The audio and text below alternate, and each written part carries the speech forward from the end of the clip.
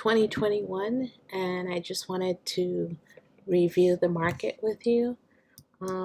As you know, if you've been looking at uh, the market, you'll know the last few weeks have been, everything has taken a hit and everything lost value. And people were wondering if we were in a bear market or not, or if it was going to, be long term. And it looks like things are starting to recover. So hopefully you can see everything is mostly in the green today.